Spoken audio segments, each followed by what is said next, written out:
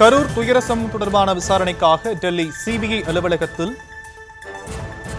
Pussy Anand, Aadhav Arjuna உள்ளிட்டோர் ஆஜராகி இருக்கக்கூடிய அந்த அமைச்சதியை நாம் பார்த்து வருகிறோம். கரூர் கூட்ட நெரிசலில் 41 பேர் உயிரிழந்தது தொடர்பான விசாரணைக்கு இன்று அவர்கள் டெல்லி சிபிஐ அலுவலகத்தில் விசாரணைக்காக ஆஜராகி இருக்கக்கூடியதை காட்சிகளாக பார்த்து வருகிறோம்.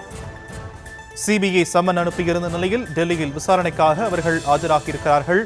தவேக துணை பொதுச் செயலாளர் நிர்மல்குமார், கரூர் மாவட்ட செயலாளர் ஆகியோரும் விசாரணைக்காக ஆஜராக இருப்பதாக சொல்லப்படக்கூடிய நிலையில் தற்போது ஆதவ் அர்ஜுனா, புஸ்ஸி ஆனந்த், நிர்மல்குமார் உள்ளிட்டோர் டெல்லி சிபிஐ அலுவலகத்தில் விசாரணைக்காக ஆஜராகியிருக்கிறார்கள். அந்த காட்சிகளை நாம் பார்த்து வருகிறோம். விவரங்களை செய்தியாளர் ஜெரி வழங்க நாம் கேட்கலாம். ஜெரி, விவரங்கள். வணக்கம்.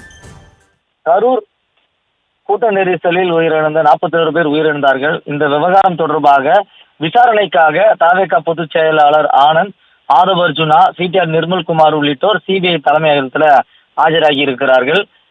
மக்கள் சந்திப்பில் பங்கேற்க வந்த தொண்டர்கள் மற்றும் பொதுமக்கள் அதிக அளவில் திரண்டதால் ஏற்பட்ட நெரிசலில் பலர் மூச்சு திணறலால் உயிரிழந்தனர். இது கட்சியின் ஏற்பாடுகள் மற்றும் அனுமதி தொடர்பான கேள்விகளை எழுப்பியது.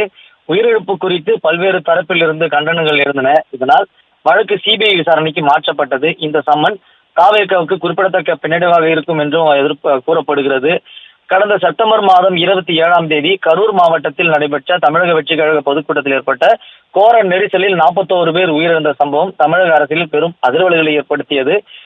கூட்ட அனுமதி, பாதுகாப்பு ஏற்பாடுகள் போதுமானதாக இல்லை என்ற குற்றச்சாட்டுகளும் எழுந்த நிலையில் வழக்கு உச்சநீதிமன்ற உத்தரவின்படி சிபிஐ வசம் ஒப்படைக்கப்பட்டது. தற்பொழுது சிபிஐ விசாரணை தீவிரமடைந்திருக்கிறது. இந்த நிலையில்தான் இந்த வழக்கில் தவேக நிர்வாகிகளான புஸ்ஸி ஆனந்த், ஆதவ் அர்ஜுனா, நிர்மல்குமார், மதியழகன் ஆகியோரும் டெல்லி சிபிஐ தலைமையகத்தில் இன்று ஆஜராவார்கள் என்று எதிர்பார்த்த நிலையில இன்று தவேகவுடைய முக்கிய நிர்வாகிகள் ஆஜராகி இருக்கிறார்கள். கட்சி தொடங்கப்பட்டு 2 ஆண்டுகளே ஆன நிலையில் இத்தகைய சட்ட சிக்கல் கட்சியினுடைய அரசியல் பயணத்தை பாதிக்கலாம் என்றும் அரசியல் நோக்கர்கள் கருதுகிறார்கள். சம்மன் பெற்ற நிர்வாகிகள் விசாரணையில் ஆஜராகி தங்கள் பக்க விளக்கத்தை அளிக்க இருக்கிறார்கள் என்றும் கூறப்படுகிறது.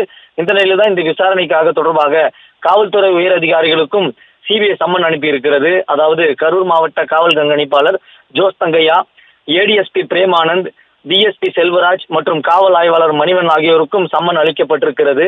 அதில் 29ஆம் தேதி டெல்லியில் உள்ள சிபிஐ தலைமையகத்தில் ஆஜராக வேண்டும் என்றும் குறிப்பிட்டிருந்தது. அதன் அடிப்படையில் தான் தவேகவுடைய முக்கிய நிர்வாகிகளான புஸ்ஸி ஆனந்த், நிர்மல்குமார், ஆதவ் அர்ஜுனா உள்ளிட்டோர் சிபிஐ தலைமையகத்தில் ஆஜராகி இருக்கிறார்கள்.